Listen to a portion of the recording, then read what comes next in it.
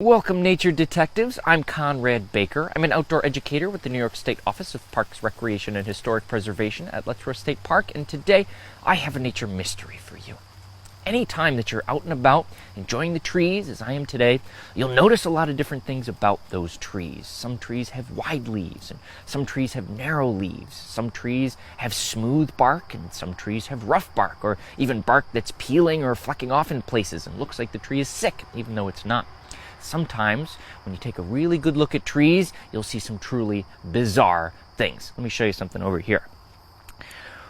What is going on with this tree? Is this how this tree is supposed to look? What kind of tree is it? And what's causing this situation? We can use our nature tools to figure out what's going on here and how this might help us every single day. We'll need just two nature tools today, our eyes and our fingers. The first nature clue that jumped out at me when I noticed this thing was its size. This is pretty big. It's almost as big as my entire body. The rule of thumb we can use today is that it's bigger than my fist. We'll come back to why that's such an important rule later. But it's certainly bigger than my fist and almost as big as my entire body. And the second nature clue that jumps out at me is its shape. So even from a distance, you can see that this thing is really big and wide and round. And using our fingers, we can feel along the edge and along the surface of it, I should say.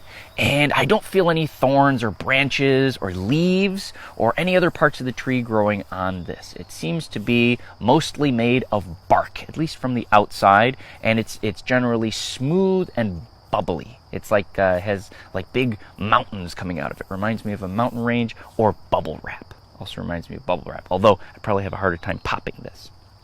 So the third nature clue that I noticed right away when I saw this, and many people notice when they see things like this, is where on the tree it's growing. Clearly it's about face height for me, so it's about head height on a shorter adult. They are always on the trunks of trees. You'll notice it's not down on the ground by the roots, and it's not way up high on the fingertips of the highest branches, or even way out on the ends of any limbs towards where the leaves would be growing. This is firmly right in the middle of the trunk, the wooded part of the tree, the tower-like main structure. Let's put all our nature clues together. We have a big round thing growing out of a tree. It's clearly on the trunk of the tree, not on the branches, and it has all these bubbles and bumps on it, but no thorns or spines or anything. This must be a burl.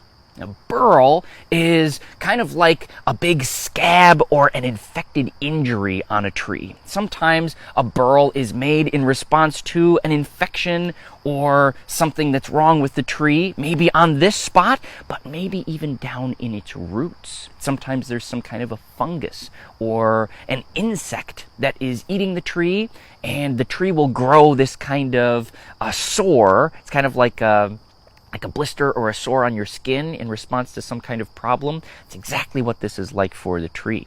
But of course, the tree being made of wood, and its inside being made of solid wood, its outside being made of living tissue that transports fluids up and down from the leaves to the roots, these burls can live for a really long time and grow to be enormous sizes. Sometimes the inside of a burl can be all twisted and knotted and can grow into a terrific bunch of bubbles and swirls and channels of living wood and solid dead heartwood in the middle of the tree that gives the tree its structure.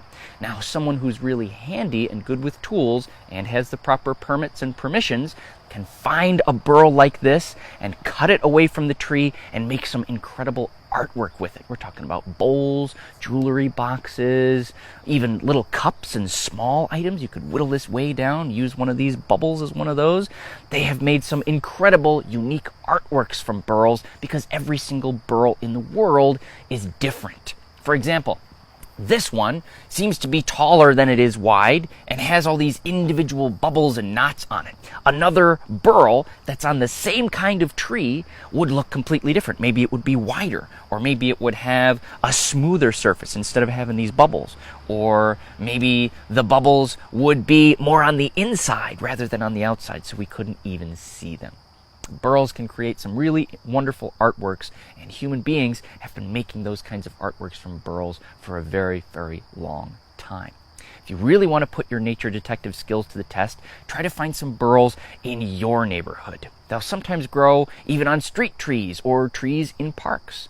You'll notice them mostly on the trunk, but look pretty low. They won't be quite underground, but sometimes they'll grow pretty low on the tree, always on the trunk. Thank you so much for joining me for today's Nature Mystery. If you want to know more about burls or other funky things that can happen to trees, please put a comment in the comment section below the video. Share this video with your friends to put their nature detective skills to the test. And as always, like Letchworth State Park's Facebook page to stay tuned for more nature mysteries.